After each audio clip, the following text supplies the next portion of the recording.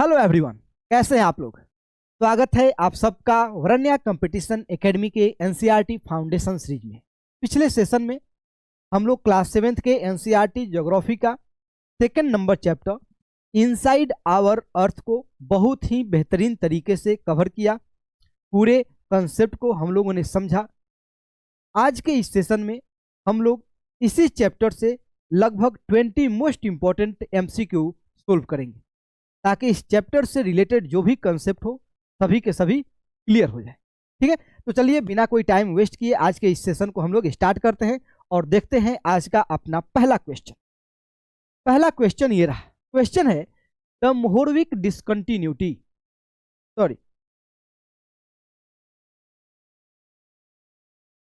The Mohorovicic discontinuity और Moho is the boundary between crust and mantle and core, inner core and outer core और lithosphere and स्टेनोस्फीयर।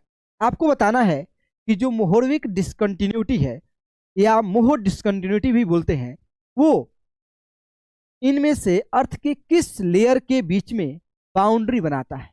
कौन कौन से layer के बीच में बाउंड्री बनाता है। तो हम लोग मोहरविक डिसकंटिन्यूटी के बारे में जानेंगे, लेकिन सबसे पहले हम लोग ये जान लेते हैं कि हम लोग अर्थ को डिफरेंट डिफरेंट लेयर में डिवाइड क्यों किए। तो ये जो डिवीजन है, ये डिवीजन है अर्थ के इंटीरियर के जो पार्ट्स हैं वो डिफरेंट डिफरेंट मटेरियल से बना है। डिफरेंट जो पार्ट हैं वो डिफरेंट डिफरेंट मटेरियल से बना है, इसीलिए हम लोग अर्थ को डिफरेंट लेयर में डिवाइड किए। जैसे यहाँ पे देखिए, मान लीजिए ये अर्थ का एक टुकड़ा है। हमको पता है कि जो सबसे अंदर वाला पार्ट है उसको हम लोग क्या बोलते हैं, इनर कोर और आउटर कोर। आउटर कोर के ऊपर क्या है, इनर मेंटल है,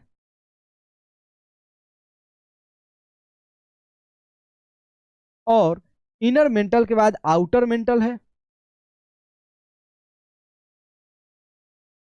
और आउटर मेंटल के बाद हमारा क्या है, क्रस्ट है। और ये जो क्रस्ट है ये भी दो पार्ट्स में है। एक है कॉन्टिनेंटल क्रस्ट और दूसरा है ओसेनिक क्रस्ट। एक है कॉन्टिनेंटल क्रस्ट और दूसरा है ओशियनिक, दूसरा है ओसेनिक क्रस्ट। अब देखो, आपको पता है कि जब बॉर्डर होता है, बॉर्डर एरिया है किसी कंट्री का, तो बॉर्डर एरिया के नज़दीक में जो लोग रहते हैं दोनों साइड, वो लगभग सेम कल्चर या सेम टाइप्स के लोग रहते हैं। वैसे ही जब आप आउटर कोर और जो क्रस्ट है उसका जो नीचे वाला पार्ट है और आउटर कोर का जो अपर मोस्ट पार्ट है, ये लगभग सेम कैटेगरी के मटेरियल से बने हुए, सेम कैटेगरी के मटेरियल से बने हुए। ठीक है, जो क्रस्ट का नीचे वाला पार्ट, ये वाला पार्ट, और आउटर मोस्ट मेंटल का ये वाला जो पार्ट है, ये जो क्रस्ट बना है उसी से लगभग ये बने होंगे। लेकिन उसके बाद मटेरियल चेंज हो जाता है। जैसे आपको पता है कि जो क्रस्ट है वो सियाल से बना है और सीमा से बना है। सीमा से ओसेनिक क्रस्ट बना है और सियाल से कॉन्टिनेंटल क्रस्ट बना है। लेकिन जो मेंटल है ये बना किससे है, सीमा से। यानी कि यहां तक, इस बॉर्डर तक हमें क्या मिलेगा, सियाल मिलेगा, यानी कि सिलिका प्लस एल्यूमिनियम मिलेगा। और उसके बाद हमें क्या मिलेगा, सीमा मिलेगा। और हमें यह भी पता है कि जो हमारा इनर मेंटल है और आउटर मेंटल है ये सेमी मोल्टेन रॉक है।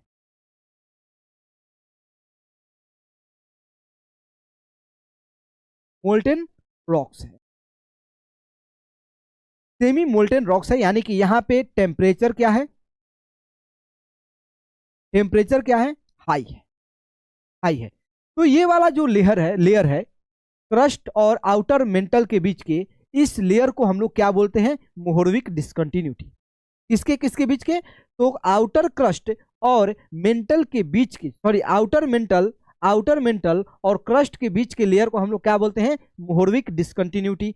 मेंटल और आउटर कोर के बीच के मेंटल और आउटर कोर के बीच के बाउंड्री को हम लोग क्या बोलते हैं? Gutenberg discontinuity. और इनर कोर और आउटर कोर के बीच के बाउंड्री को हम लोग बोलते हैं लेहमैन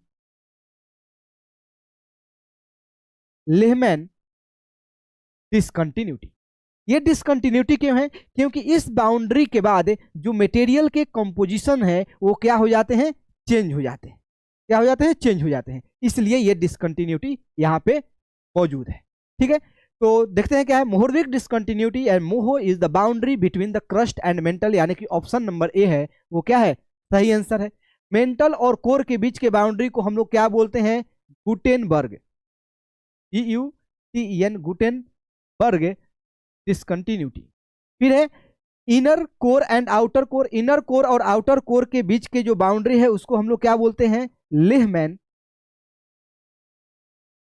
लेहमैन डिसकंटिन्यूटी। और लिथोस्फीयर और एस्ट्रोस्फीयर ये कोई लेयर नहीं है अर्थ का, ये अर्थ का ही एक जोन है, जहाँ पे जो लिथोस्फीयर है वो एस्थेनोस्फीयर के ऊपर क्या करता है?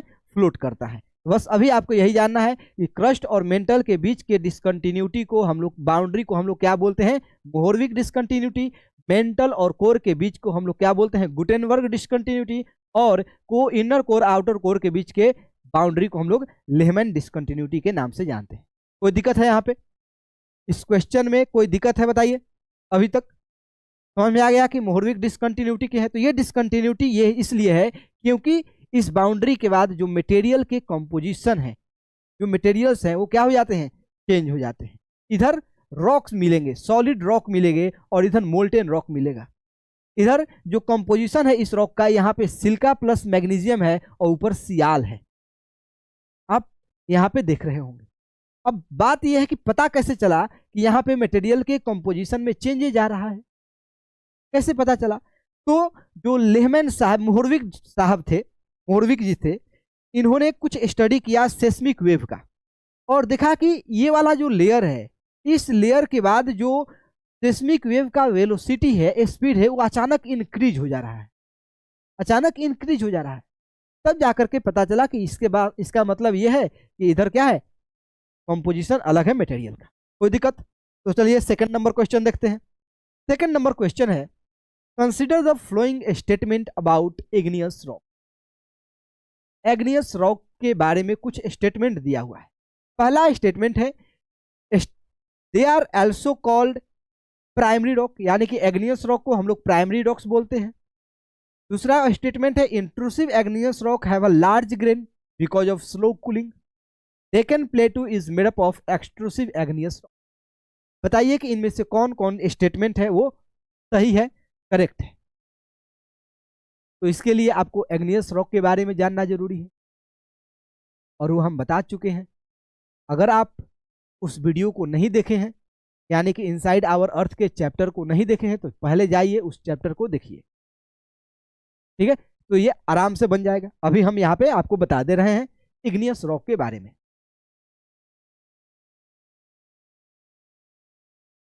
एग्नियस रॉक, हम सबको पता है कि जो ये कोर है ये मेंटल है,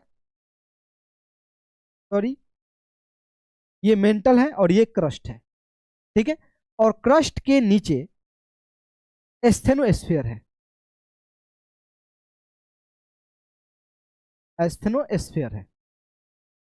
क्या है क्रस्ट के नीचे? एस्थेनोस्फीयर है। और ये जो एस्थेनोस्फीयर है, यहाँ पे क्या मौजूद है? मैग्मा। मैग्मा क्या होता है? तो मैग्मा होता है molten rock, molten rock. Magma क्या होते हैं? Molten rocks. जब ये मैग्मा किसी तरह अर्थ के सरफेस पे आ जाता है, या अर्थ के सरफेस के अंदर कहीं पे फंस जाता है, तो वहां पे बनता है इग्नियस रॉक। यानी कि जब मैग्मा ट्राई करता है अपने मेन पोजीशन से अर्थ के सरफेस पर आने के लिए, तो दो कंडीशन होता है। पहला कंडीशन में ये अर्थ के सरफेस पे आ जाता है, यानी कि on the surface of earth.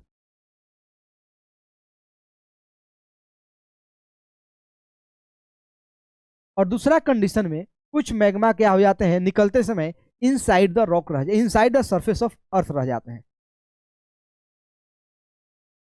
Inside the earth.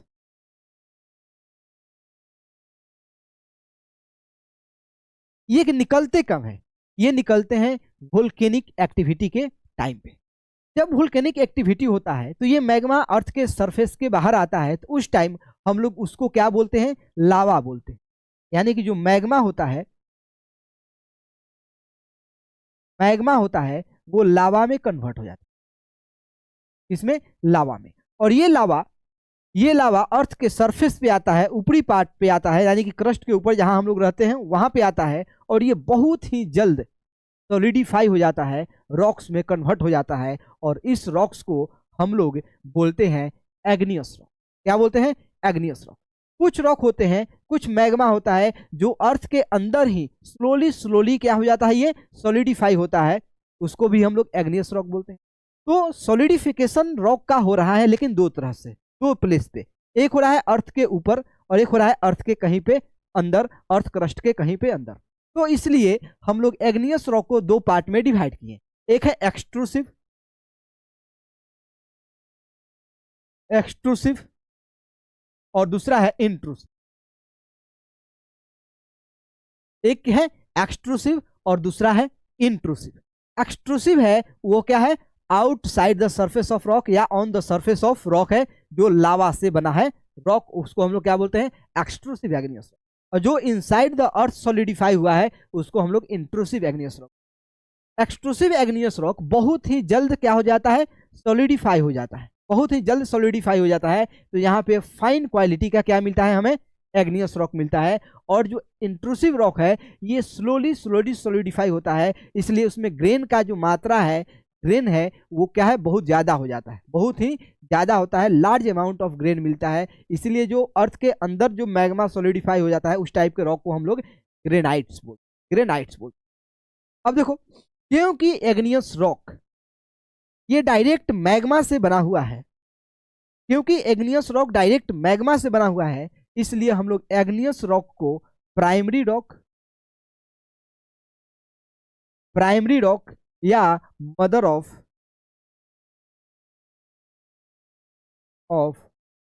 All rock बोलते हैं, प्राइमरी रॉक या मदर ऑफ ऑल रॉक बोलते हैं। कोई दिक्कत है बताइए, एग्नियस रॉक के बारे में और भी कोई जानकारी चाहिए, सारा जानकारी मिल गया, सारा जानकारी मिल गया। तो ऑप्शन पढ़िए, they are also called primary rock, statement 1 सही है। Intrusive igneous rock have a large grain, सही है, क्योंकि इसका कूलिंग जो होता है वो स्लोली स्लोली होता है, स्टेटमेंट नंबर 2 भी सही है। Deccan plateau is made up of extrusive igneous rock. देखो, जो हमारा डेक्कन प्लेटू है महाराष्ट्र वाला रीजन में खास करके मिलेगा, ट्रायंगुलर शेप में मिलेगा। जो हमारा डेक्कन प्लेटू है ये वोल्केनिक एक्टिविटी से बना है, और जो मैग्मा है अर्थ के सरफेस पे आया, सॉलिडिफाई हुआ, तो यहाँ पे जो रॉक मिलेगा वो एक्सट्रूसिव एग्नियस रॉक मिलेगा। इसका मतलब तीनों स्टेटमेंट सही है, यानी कि डी नंबर हमारा ऑप्शन होगा वो क्या होगा, सही ऑप्शन होगा। डी नंबर ऑप्शन क्या होगा, सही होगा। देखो, अगर आप उस चैप्टर को पढ़ेंगे, बुक को बार बार पढ़ेंगे, तो सारे क्वेश्चन बहुत ही आसानी से और आराम से बने। और इस चैप्टर से बहुत ज़्यादा क्वेश्चन आता है यूपीएससी जैसे एग्जाम में, या किसी भी अदर पीसीएस के एग्जाम, स्टेट एग्जाम, ठीक ना। तो इस चैप्टर को बहुत ही अच्छा से पढ़िए। टाइप्स ऑफ रॉक से भी क्वेश्चन आते हैं, प्लेट टेक्टोनिक से भी क्वेश्चन आता है। तो यहाँ पे प्लेट टेक्टोनिक हमें नहीं पढ़ना है, वो बाद में पढ़ेंगे, माउंटेन बिल्डिंग जब हमको पढ़ना होगा उस टाइम पढ़ेंगे। लेकिन क्वेश्चन है, the theory of plate tectonic is primarily concerned with the movement of which layer of the अर्थ। यानी कि जो प्लेट टेक्टोनिक थियरी है वो अर्थ के किस लेयर के मूवमेंट से क्या है, जुड़ा हुआ है। तो बताओ, अर्थ के कौन सा लेयर है जो मूवमेंट करता है। ये है core, inner core, outer core, inner mental, outer mental, और ये है हमारा क्रस्ट, ये है क्रस्ट। अभी हमने आपको बताया कि जो बाउंड्री के आसपास के लोग हैं, आसपास के लोग हैं, उसका जो कल्चर है, उसका जो रहने खाने का जो तरीका है वो सेम होता है, सेम होता है। वैसे ही जो हमारा मेंटल है ये सेमी मोल्टेन रॉक से बना है, इससे बना है, सेमी मोल्टेन रॉक से बना है, सेमी मोल्टेन रॉक से बना है। लेकिन जो सेमी मोल्टेन रॉक से बना है वो जो आउटर मेंटल है उसका जो टॉप मोस्ट पार्ट है वहां पे ये सेमी मोल्टेन रॉक नहीं मिलते, वहां पे नहीं मिलते। और जो इसका प्रॉपर्टीज है वो क्रस्ट से मिलता जुलता है। जैसे कि हमें पता है कि जो हमारा क्रस्ट है वो सियाल से बना है, यानी कि सिलिका प्लस एल्युमिनियम से, और सीमा से बना, सिलिका प्लस मैग्नीशियम से बना, सिलिकॉन प्लस मैग्नीशियम से बना है। और जो हमारा कोर भी, मेंटल भी है, ये भी बना है सीमा। लेकिन ये वाला जो सीमा है ये मोल्टेन स्टेट में है, यानी कि फ्लूइड स्टेट में है, और ये जो है रॉक के यानी कि सॉलिड स्टेट में, सॉलिड स्टेट में, यानी कि यहां से लेकर के ये और ऊपर जो अर्थ के सरफेस के ऊपर, क्रस्ट के ऊपर जो थिन लेयर ऑफ सॉइल है वो, इन सबको मिला करके ये पूरा येलो वाला एरिया को हम लोग बोलते हैं लिथोस्फीयर। क्या बोलते हैं? लिथोस्फीयर। और ये जो लिथोस्फीयर है ये कंटिन्यूअस ब्लॉक नहीं है, एक रिजिड ब्लॉक नहीं है, ये ब्लॉक टूटा हुआ है। ये ब्लॉक क्या है? ब्रोकन ब्लॉक है। ब्रोकन क्यों है? अभी हमने आपको बताया कि जो मेंटल है वहां पे स्टेनोस्फीयर है, और स्टेनोस्फीयर में जो रॉक्स हैं वो मोल्टेन स्टेट में है, मोल्टेन रॉक है। और उस मोल्टेन रॉक के कारण वहाँ मोल्टेन रॉक है, क्यों? क्योंकि वहाँ पे टेम्परेचर बहुत ज़्यादा है, वहाँ पे टेम्परेचर बहुत ज़्यादा है। और हाई टेम्परेचर होने के कारण मोल्टेन रॉक में एक करंट जनरेट होता है जिसको हम लोग बोलते हैं कन्वेक्टिव करंट या कन्वेक्शन। ये जो कन्वेक्शन करंट होता है ये दो सर्कुलर मूवमेंट करता है, एक ऐसे और दूसरा ऐसे। जब ऐसे करेगा तो दो प्लेट नजदीक आएंगे, और ऐसे करेगा तो दो प्लेट क्या हो जाएंगे? दूर जाएंगे। सोचो कि एक मूवमेंट ऐसे है और दूसरा मूवमेंट ऐसे है, तो ये वाला जो मूवमेंट है इस रॉक को इधर धक्का देगा और इस रॉक को इधर धक्का देगा। इसके कारण जो हमारा लिथोस्फेरिक प्लेट है ये क्या करता है? मूवमेंट करता है। और जो अभी हमने आपको बताया कि लिथोस्फेरिक प्लेट मूवमेंट करता है, यही है टेक्टोनिक प्लेट थियरी। और टेक्टोनिक प्लेट थियरी है वो किससे रिलेटेड है? तो ये है लिथोस्फीयर से। किससे? लिथोस्फीयर से। यानी कि जो हमारा ऑप्शन नंबर सी है ये सही आंसर है, ऑप्शन सी है ये सही आंसर। ठीक है, तो चलिए नेक्स्ट क्वेश्चन देखते हैं। लेकिन प्लीज आप लोग इस वीडियो को ज़्यादा से ज़्यादा शेयर कीजिए, लाइक कीजिए, चैनल को सब्सक्राइब कीजिए, क्योंकि आप लोग का सपोर्ट हम सबके लिए मोटिवेशन का काम करता है। ठीक है, तो चलिए नेक्स्ट क्वेश्चन देखते हैं। 4 नंबर क्वेश्चन है, which of the following pair of rocks and their metamorphic form is correct matched, correctly matched. ये रॉक्स हैं, इधर वाले रॉक्स हैं, और इधर वाले जो रॉक्स हैं इसका मेटामॉर्फिक फॉर्म ये है। तो आपको बताना है कि इनमें से कौन सा जो पेयर है वो सही है, इनमें से कौन सा पेयर है वो सही है। देखो मेटामॉर्फिक रॉक है, अब हम लोग रॉक साइकिल पढ़े थे तो 3 टाइप के रॉक पढ़े थे, एक एग्नियस, सेडिमेंट्री और मेटामॉर्फिक। तो मेटामॉर्फिक रॉक कैसे बनता है ध्यान से देखिए। मान लेते हैं कि ये सेडिमेंट्री रॉक है,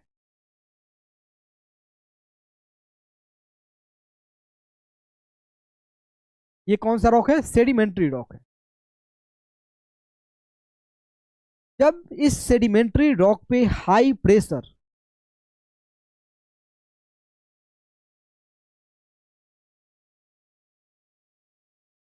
और प्लस में हाई टेम्परेचर होगा,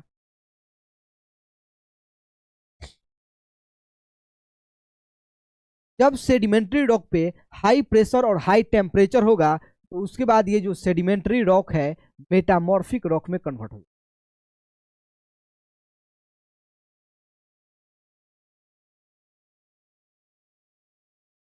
इसमें कन्वर्ट होगा मेटामॉर्फिक रॉक।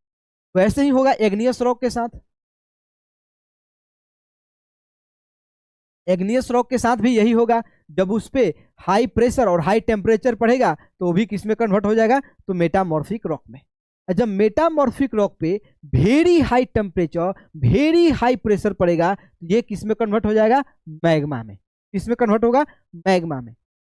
जब सेडिमेंट्री रॉक मेटामॉर्फिक रॉक में कन्वर्ट होता है, एग्नियस रॉक भी मेटामॉर्फिक रॉक में कन्वर्ट होता है। तो यहाँ पे कुछ रॉक्स दिए, जैसे कि ग्रेनाइट, जैसे कि क्ले, और जैसे कि कोयला, कोल।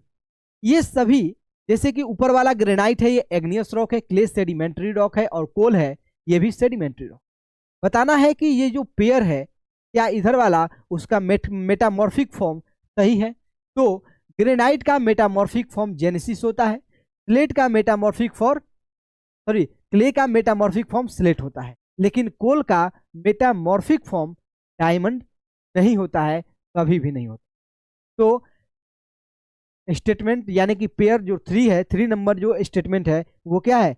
इनकरेक्ट है। और स्टेटमेंट 1 और स्टेटमेंट 2 क्या है? सही है। यानी कि B number option 1 and 2 only हमारा क्या होगा? आंसर होगा।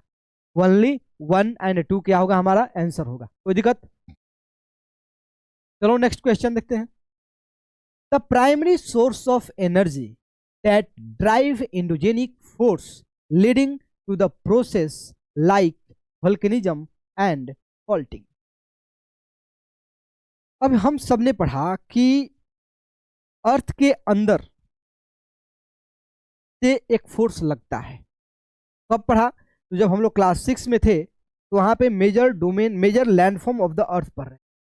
तो वहां पे हम लोगों ने पढ़ा कि माउंटेन बिल्डिंग कैसे होता है, या माउंटेन का इरोजन या वेदरिंग कैसा होता है। तो वहां पे हमने आप लोगों को 2 फोर्स डिस्कस किया था, एक एक्सोजेनिक और दूसरा endogenic.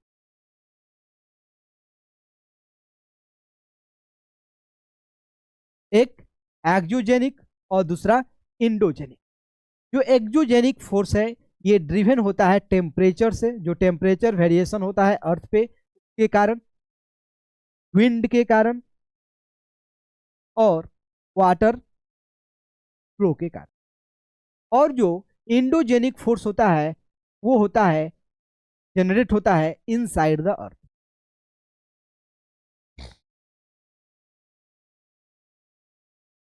Inside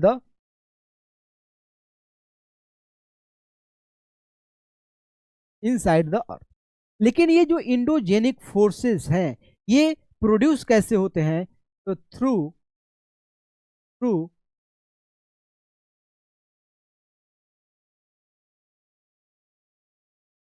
through primordial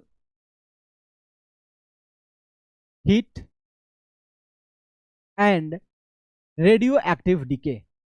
and देखिएगा ध्यान से, primordial heat and radio active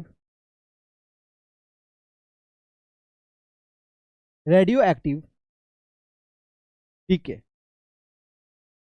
ठीक। जो इंडोजेनिक फोर्स है ये 2 हीट के कारण, एक जो प्रीमोर्डियल हीट है उसके कारण, एक जो रेडियो एक्टिव डीके होता है वो जो हीट जनरेट होता है उसके कारण ये इंडोजेनिक फोर्स डिराइव होता है। अब बात है कि प्रीमोर्डियल हीट क्या है। तो जब अर्थ का ऑरिजिन हो रहा था, प्लेनेट का ऑरिजिन हो रहा था अर्थ का, उस टाइम ये जो अर्थ था एक बहुत फायर बॉल था, एक मान के चलिए कि फायर बॉल था, आग का गोला था। धीरे धीरे उसका ऊपरी सतह खास करके क्रस्ट सॉलिडिफाई हो गया और मेंटल और कोर सॉलिडिफाई नहीं हो पाया। और ये जो मोल्टेन रॉक है क्यों है? क्योंकि यहाँ पे टेम्परेचर बहुत ज्यादा है। इस मोल्टेन रॉक के कारण ये जो फ्लूइड कैटेगरी के यहाँ पे जो रॉक्स हैं जिसको हम लोग मैग्मा बोलते हैं, इस मैग्मा में कन्वेक्शन स्टार्ट होता है, कन्वेक्टिव करंट स्टार्ट होता है वो सर्कुलर मैनर में। कैसे? सर्कुलर मैनर में, जस्ट अभी हमने आपको बताया था, ऐसे या ऐसे। ये जो कन्वेक्शन है इसी के कारण हमारा लिथोस्फेरिक प्लेट है, टेक्टोनिक प्लेट है, ये मूव करता है, लगभग 2 to 10 सेंटीमीटर तक मूव कर जाता है,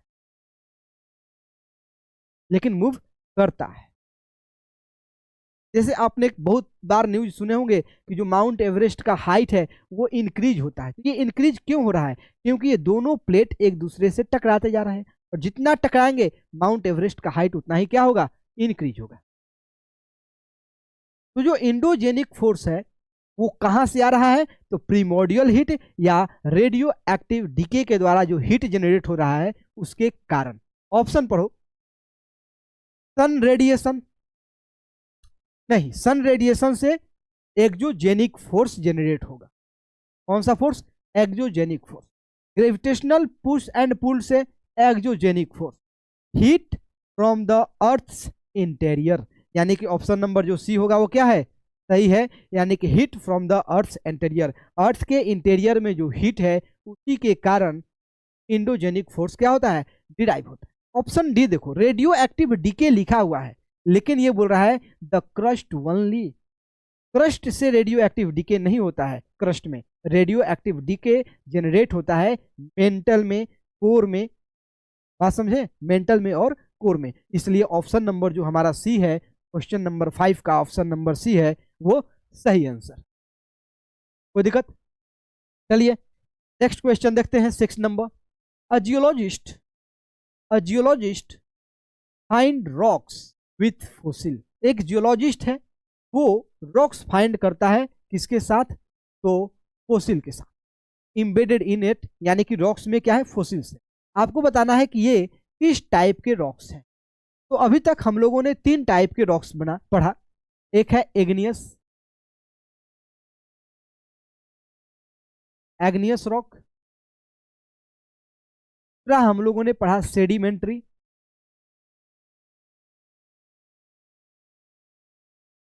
सेडिमेंट्री रॉक्स। और फिर हम लोगों ने पढ़ा मेटामॉर्फिक रॉक।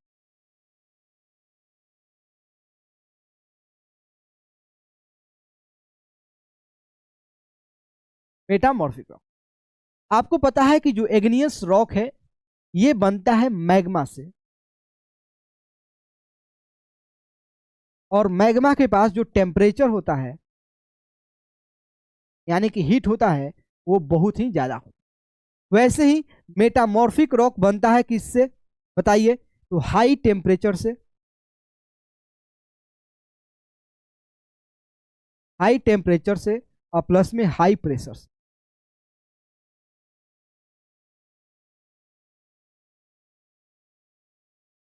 हाई प्रेशर से। और सेडिमेंट्री रॉक्स बनता है compression of, compression of sediment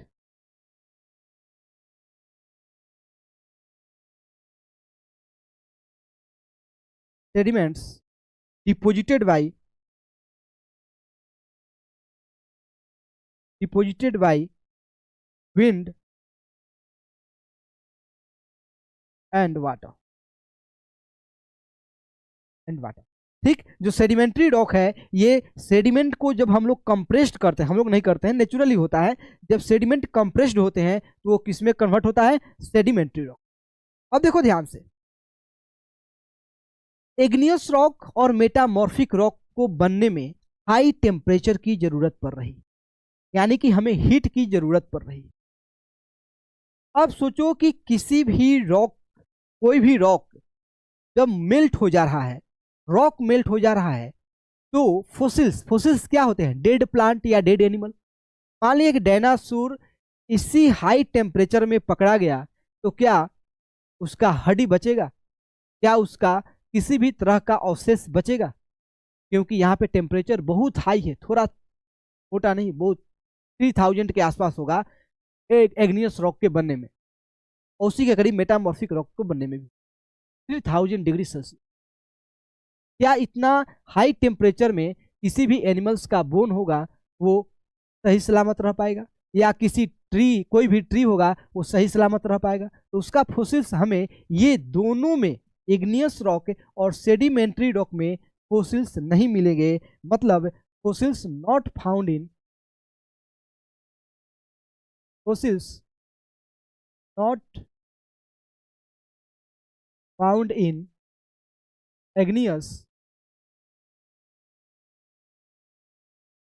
and metamorphic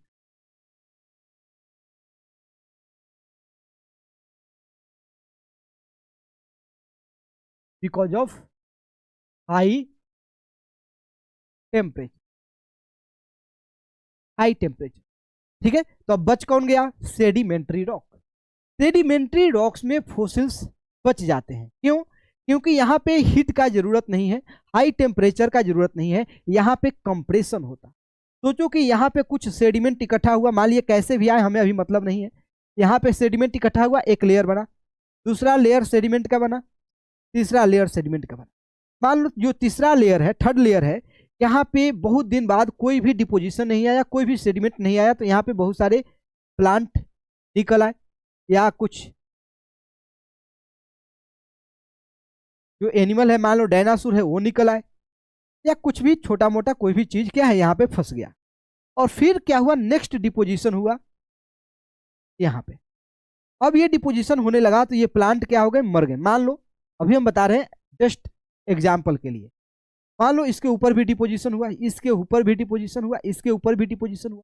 जब बहुत ज्यादा सेडिमेंट का डिपोजिशन हुआ तो ये डेड प्लांट पे क्या पड़ेगा? कंप्रेशन।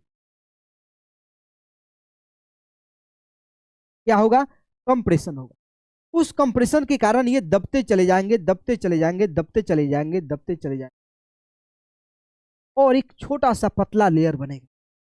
तो जब प्लांट, डेड प्लांट्स कंप्रेस्ड होता है, वो कोल में कन्वर्ट हो जाता है। तो कोल कैसा रॉक है? सेडिमेंट्री रॉक है।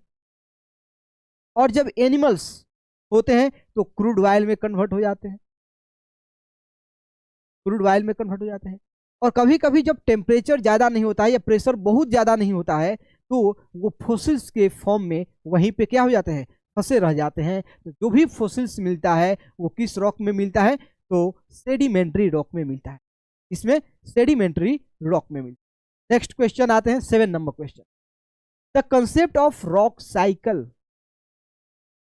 implies that rocks are created and destroyed in a cyclic manner over a geological time.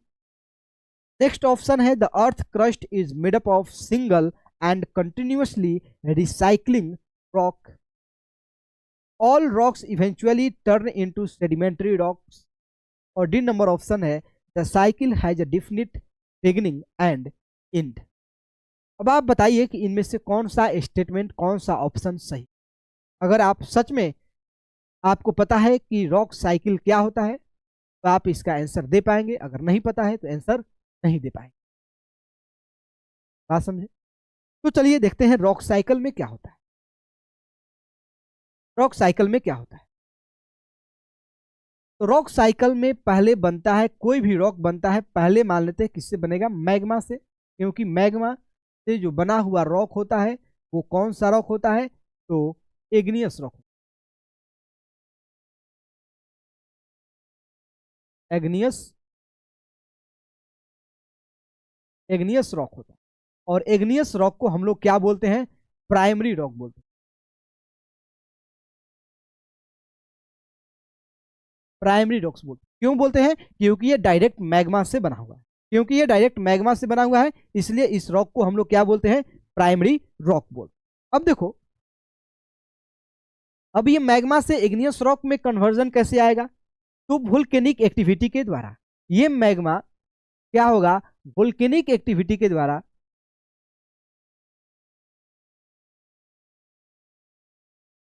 Volcanic activity के द्वारा ये मैग्मा क्या होगा? अर्थ के सरफेस पे आएगा, और उसके बाद अर्थ के सरफेस जो मैग्मा आएगा वो सॉलिडिफाई होके एग्नियस रॉक में कन्वर्ट हो जाएगा।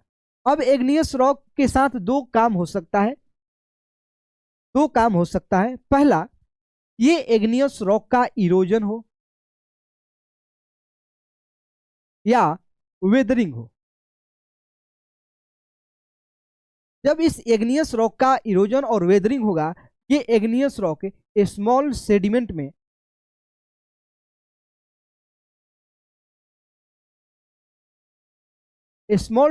में कन्वर्ट हो जाए। फिर ये small sediments over a time, ठीक, over a period of time ये किसी एक प्लेस पे डिपॉजिट होते जाएंगे, डिपोजिट हो जाएंगे और उसके बाद कंप्रेशन होगा, और कंप्रेशन के बाद जो रॉक बनेगा उस रॉक को हम लोग बोलेंगे सेडिमेंट्री रॉक। क्या बोलेंगे? सेडिमेंट्री। दूसरा कंडीशन क्या होगा कि इस इग्नियस रॉक पे डायरेक्ट हाई टेम्परेचर हो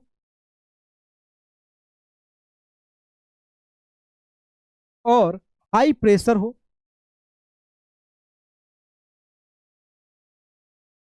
हाई प्रेशर हो, जब इस एग्नियस रॉक पे हाई टेम्परेचर और हाई प्रेशर बनेगा पड़ेगा तो ये जो एग्नियस रॉक होगा डायरेक्ट मेटामॉर्फिक रॉक में कन्वर्ट हो जाएगा।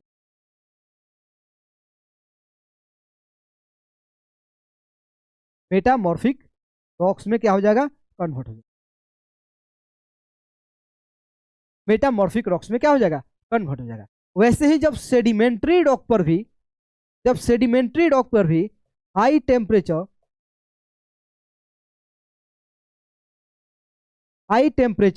और हाई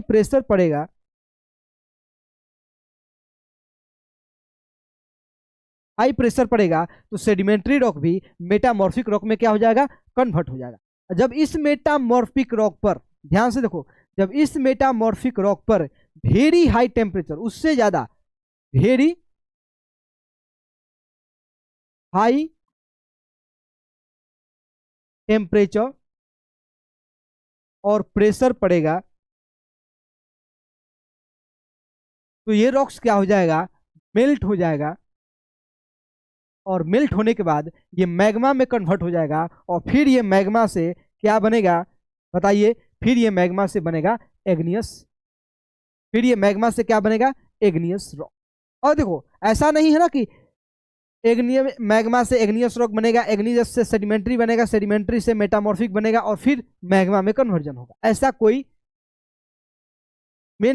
कोई साइकिल नहीं है। साइकिल क्या हो सकता है? अगर सेडिमेंट्री रॉक है और इस पर भी वेरी हाई टेम्परेचर और वेरी हाई प्रेशर बनेगा तो ये डायरेक्ट मैग्मा में कन्वर्ट हो सकता है। अगर एग्नियस रॉक पर भी वेरी हाई टेम्परेचर और वेरी हाई प्रेशर बनेगा तो ये भी किसमें? मैग्मा में कन्वर्ट हो सकता है। अगर मेटामॉर्फिक रॉक का भी वेदरिंग और इरोजन होगा तो ये भी सेडिमेंट्री रॉक में कन्वर्ट हो जाएगा। ये एक इनडिफिनिट साइकिल है। क्या है? एक इनडिफिनिट साइकिल है। और ये साइकिल में क्या हो रहा है कि एक साइक्लिक मैनर में over a geological period of time जितने भी रॉक्स हैं वो डिफरेंट रॉक्स में क्या हो रहे हैं? कन्वर्ट हो जा रहे हैं। डिफरेंट रॉक में कन्वर्ट हो जा रहा है। ये था रॉक साइकिल। आते हैं, देखते हैं ऑप्शन क्या है। ऑप्शन है कि rock are created and destroyed in a cyclic manner over a geological period of time. यानी कि जो रॉक्स होते हैं ये क्रिएट होते हैं, यानी कि बनते हैं, और फिर ये डिस्ट्रॉय होते हैं एक साइक्लिक मैनर में over a geological period of time. Second statement है the earth crust is made up of single continuously cycling rock. यानी कि जो क्रस्ट है ये सिंगल कंटिन्यूअसली साइक्लिंग रॉक से बना है। ये स्टेटमेंट बिल्कुल भी सही नहीं है। दूसरा है all rocks eventually turn into sedimentary rock.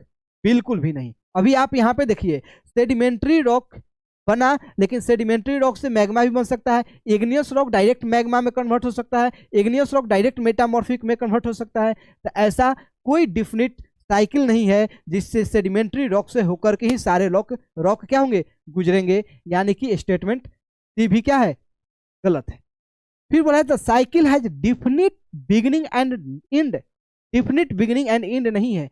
Igneous rock direct magma में, नहीं तो डायरेक्ट मेटामॉर्फिक रॉक में कन्वर्ट हो जाएगा। एग्नियस रॉक सेडिमेंट्री रॉक में कन्वर्ट होगा और सेडिमेंट्री रॉक डायरेक्ट एग्नियस रॉक में कन्वर्ट हो, मैग्मा में कन्वर्ट हो जाएगा। तो कोई डिफिनिट साइकिल नहीं है। तो हमारा स्टेटमेंट 1 है, यानी कि ऑप्शन ए है वो हमारा सही आंसर है। ऑप्शन ए है वो क्या है? सही आंसर है। कोई दिक्कत? नेक्स्ट क्वेश्चन देखते हैं। 8 number question. The core of the earth is composed mainly of. जो अर्थ का कोर है वो किससे बना हुआ है? तो नाइफ से बना है। किससे बना है? नाइफ। निकेल प्लस आयरन से। तो निकेल प्लस आयरन से क्या बना है? अर्थ का कोर बना है। यानी कि ए नंबर जो ऑप्शन है ये क्या है, सही आंसर है। सिलिका और एल्युमिनियम से क्या बना है, क्रस्ट बना है। क्या बना है, क्रस्ट बना है।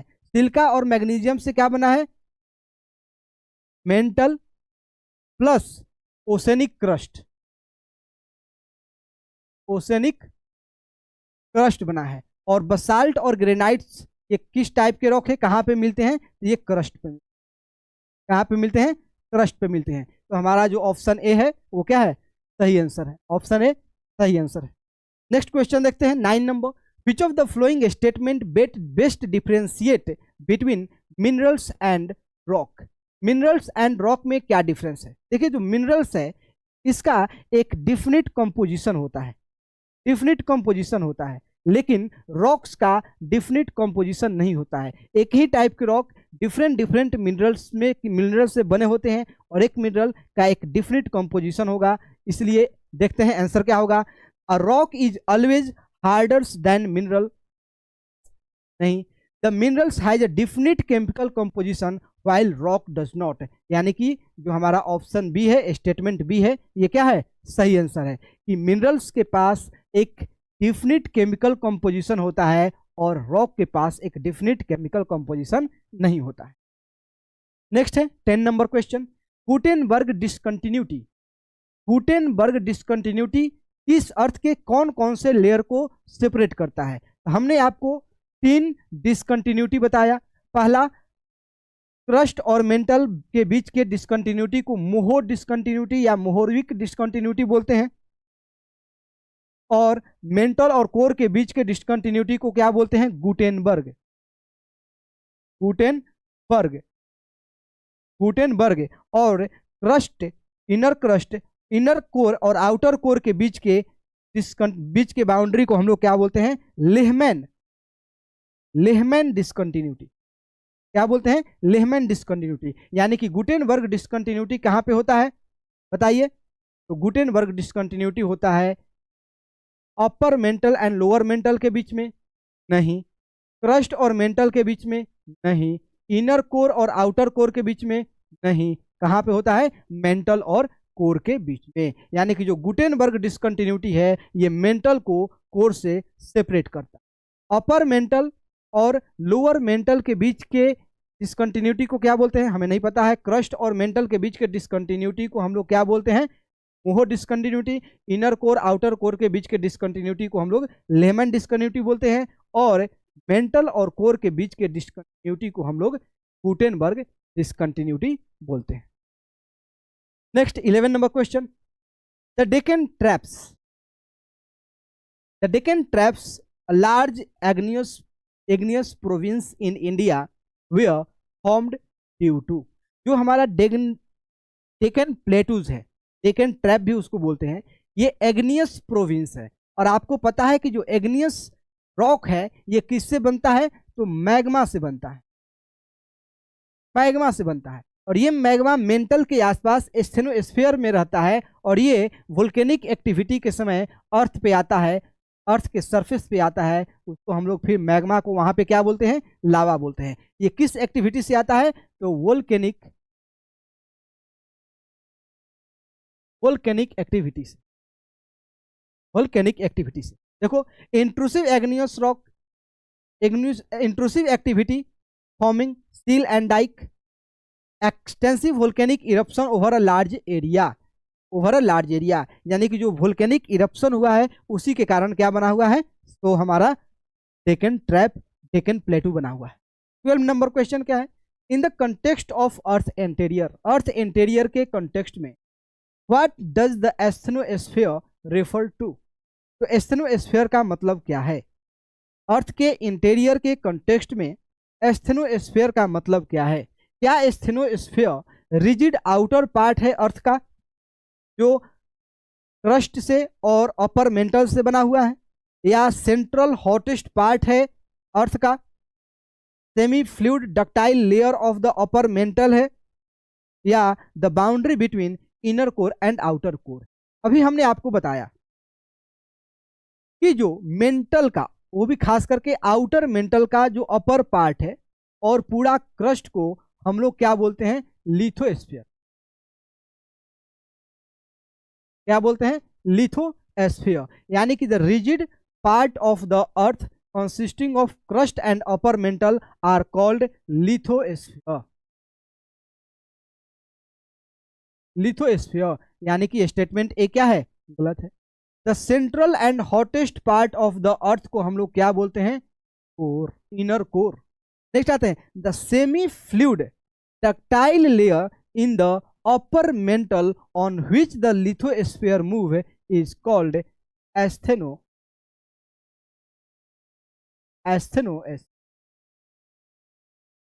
ठीक। यानी कि ये जो लिथोस्फीयर है, यहाँ लिथोस्फीयर के जस्ट नीचे एक लेयर है जिसको हम लोग एस्थेनोस्फीयर बोलते हैं, और यहाँ पे जो रॉक है वो सेमी फ्लूइड और डक्टाइल लेयर है, जिसके कारण जो हमारा पूरा लिथोस्फीयर है इसी एस्थेनोस्फीयर के ऊपर क्या करता है, फ्लो करता है। हमारा जो ऑप्शन सी है वो सही आंसर है। जो लिथोस्फीयर है वो एक सेमी फ्लूइड डक्टाइल लेयर है in the upper mantle on which the lithosphere move. Option number C क्या है, सही आंसर है। Next question, 13 number question, limestone a sedimentary rocks can change into marble. जो limestone है उसको marble में change करना है, अ मेटामॉर्फिक रॉक्स। तो ध्यान से सुनो फिर से, क्वेश्चन है, lime stone a sedimentary rock can change into marble a metamorphic rock, which of the flowing process is directly responsible for the transformation. बोल रहा है कि सेडिमेंट्री रॉक को मार्बल में कन्वर्ट करना है, और जो मार्बल है वो एक मेटामॉर्फिक रॉक है। तो लाइम स्टोन को मार्बल में कन्वर्ट करने में कौन सा प्रोसेस अप्लाई होता है, तो वो प्रोसेस क्या है बताइए, एक्सट्रीम हीट एंड प्रेशर। क्या है, एक्सट्रीम हीट एंड प्रेशर, क्या है, extreme heat and pressure. Option number जो हमारा सी होगा वो क्या होगा, सही होगा। हाई हीट और हाई प्रेशर पे क्या बनता है, जो सेडिमेंट्री रॉक होते हैं, जो एग्नियस रॉक होते हैं, वो मेटामॉर्फिक रॉक में कन्वर्ट हो जाता है। जैसे कि ग्रेनाइट है वो जेनेसिस में, क्ले है स्लेट में कन्वर्ट होता है, वैसे ही लाइमस्टोन, सैंडस्टोन वो मार्बल में कन्वर्ट होता है जब इनके ऊपर हाई प्रेशर और हाई टेम्परेचर पड़ेगा। तो ऑप्शन नंबर सी होगा वो क्या होगा, सही आंसर होगा। कोई दिक्कत। Next question 40 number, the continental crust is primarily composed of while the oceanic crust is composed. बताना है कि आपको कॉन्टिनेंटल क्रस्ट किस चीज से बना हुआ है और ओशनिक क्रस्ट किस चीज से बना है। तो जो क्रस्ट है इसको हम लोगों ने दो पार्ट में पढ़ा है, डिवाइड किया है। एक है कॉन्टिनेंटल क्रस्ट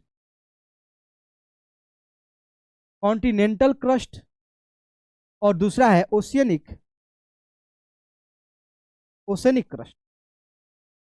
कॉन्टिनेंटल क्रस्ट बना है सियाल से, यानी कि सिलिका प्लस एल्युमिनियम से, और ओशनिक क्रस्ट बना है सीमा से, यानी कि सिलिका प्लस मैग्नीशियम से। ऑप्शन देखो, सिलिका एंड मैग्नीशियम और silica and aluminium, silica and magnesium, यानी कि the continental crust is primarily composed of silica and aluminium while the oceanic crust is composed of silica and magnesium, यानी कि option A होगा हमारा सही answer होगा।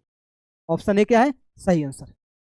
Next question आते हैं, which of the following is not an evidence used to understand the earth's interior। ये कुछ एविडेंस दिया हुआ है और इनमें से कौन सा ऐसा एविडेंस है जिसका यूज हम लोग अर्थ के इंटीरियर को समझने के लिए यूज नहीं करते। क्वेश्चन पढ़ो, direct observation through deep drilling project. तो जब भी हम लोग डीप ड्रिलिंग प्रोजेक्ट करते हैं तो ये अर्थ के इंटीरियर को समझने के लिए करते हैं, तो ए नंबर ऑप्शन नहीं होगा। एनालिसिस ऑफ मेटेओराइट्स, जो मेटेओराइट का एनालिसिस भी हम लोग किसके लिए करते हैं, अर्थ के इंटीरियर को समझने के लिए। Study of seismic wave from earthquake, इसको भी यूज हम लोग किसके लिए करते हैं, अर्थ के इंटीरियर को समझने के लिए। Mapping of magnetic field on the ocean flow, जो मैग्नेटिक मैपिंग करते हैं ओशियन फ्लोर पे, ये करते हैं किसके लिए, तो sea floor sea floor spreading के लिए, सी फ्लोर स्प्रेडिंग के लिए हम लोग क्या करते हैं, ओशनिक फ्लोर पे मैग्नेटिक फील्ड का मैपिंग करते हैं। इसके लिए भी करते हैं कि जो अर्थ का मैग्नेटिक फील्ड है वो चेंज होते रहता है, उसके लिए करते हैं। टेक्टोनिक प्लेट को स्टडी करने के लिए हम लोग मैग्नेटिक फील्ड का स्टडी करते हैं। तो ऑप्शन डी होगा वो हमारा सही आंसर होगा, ऑप्शन डी होगा वो सही आंसर होगा। 16 number question, the process of lithification is associated with. Lithification से क्या होता है, लिथिफिकेशन क्या होता है, तो जो रॉक्स हैं और रॉक्स का बहुत सारे सेडिमेंट हैं, सेडिमेंट्स हैं, और ये सेडिमेंट पे कंप्रेशन पड़ता है। क्या पड़ता है, कंप्रेशन। यहां पे टेम्परेचर और प्रेशर का कोई रोल नहीं है, लिथिफिकेशन में किसका रोल है, कंप्रेशन का। जब बहुत ज्यादा कंप्रेशन पड़ता है तो वहां का जो सैंड्स होते हैं, जो रॉक्स होते हैं, जो सेडिमेंट होते हैं, वो क्या हो जाता है, रॉक्स में कन्वर्ट हो जाता है। तो वो कौन सा रॉक होगा, सेडिमेंट से कौन सा रॉक बनता है, सेडिमेंट्री रॉक बनता है। इस कौन सा रॉक, सेडिमेंट्री रॉक। आपको पता है कि एग्नियस रॉक किससे बनता है, मैग्मा से। Metamorphic rock high temperature high pressure. Primary rock igneous rock जो मैग्मा से बनता है। इसलिए हमारा जो बी नंबर ऑप्शन है वो सही आंसर है, sedimentary rock. 20 number question, why is the inner core of the earth solid despite extremely high temperature. अभी हमने पढ़ा कि जो हमारा अर्थ का इनर कोर है, जो अर्थ का इनर कोर है ये सॉलिड फॉर्म, और जो आउटर कोर है वो लिक्विड है। आउटर कोर लिक्विड है, इनर कोर सॉलिड है। क्यों, क्योंकि यहां पे प्रेशर, क्योंकि यहां पे प्रेशर बहुत ज्यादा है, क्योंकि ड्यू टू ग्रेट प्रेशर, क्योंकि प्रेशर ज्यादा है इसलिए अर्थ का जो इनर कोर है वो सॉलिड के फॉर्म। क्वेश्चन पढ़ो, it is a composed of material with a very low melting point. बोल रहा है कि जो इनसाइड या इंटीरियर ऑफ द जो कोर है, कोर का जो इनर पार्ट है वो लो मेल्टिंग पॉइंट वाले मटेरियल से बना है। अगर उस मटेरियल का लो मेल्टिंग पॉइंट है तो फिर वो सॉलिड में क्यों है, बताओ, सॉलिड में नहीं रहेगा क्योंकि वो मेल्टिंग पॉइंट उसका लो है। तो स्टेटमेंट 1 गलत है। Heat is conducted away rapidly by the mental, ये भी नहीं है। द इमेंस प्रेशर आ गया, the immense pressure from the overlying layer prevent it from melting, क्योंकि इस पे इनर कोर पे बहुत ज्यादा हाई प्रेशर है, बहुत ज्यादा हाई प्रेशर है, वो मेल्ट नहीं होता है हाई प्रेशर के कारण। इसीलिए जो हमारा इनर कोर है हाई टेम्परेचर होने के बावजूद भी सॉलिड फॉर्म में। ठीक है। 18 number question, with the reference of earth magnetic field which layer is considered to be most probable source. Earth पे जो मैग्नेटिक फील्ड है उसके लिए कौन सा अर्थ का लेयर क्या है, इंपॉर्टेंट सोर्स है। अभी हमने आपको बताया जस्ट अभी कि जो अर्थ का इनर कोर है वो सॉलिड फॉर्म में, सॉलिड फॉर्म में, और जो आउटर कोर है वो लिक्विड फॉर्म में। और यहां पे जो टेम्परेचर है लगभग 6000 के आसपास, लगभग 6000 डिग्री सेल्सियस के आसपास। जब ये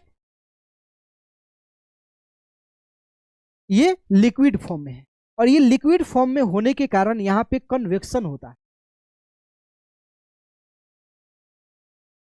कन्वेक्शन होता है। और ये कन्वेक्शन एक तरह का मूवमेंट होता है, ये सर्कुलर मूवमेंट होता है, ऐसे ऐसे या ऐसे ये मूवमेंट होता है।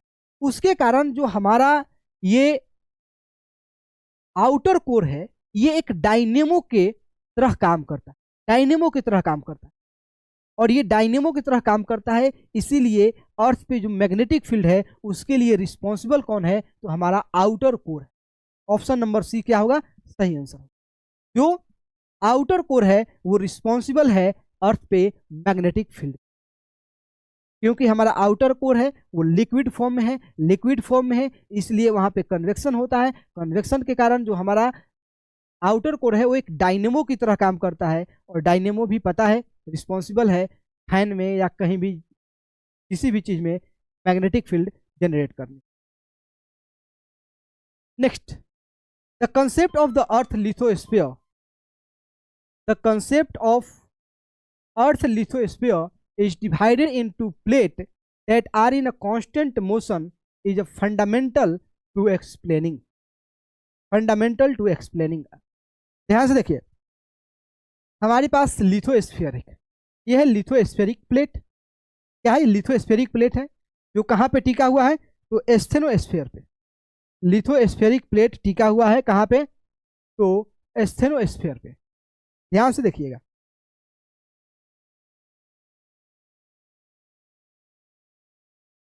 कहाँ पे? एस्थेनोस्फीयर पे।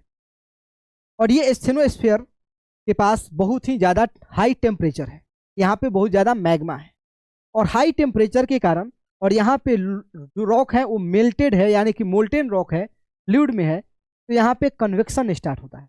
और ये कन्वेक्शन का डायरेक्शन कुछ भी हो सकता है। ये कन्वेक्शन ऐसे भी इस डायरेक्शन में भी होगा और इस डायरेक्शन में भी होगा।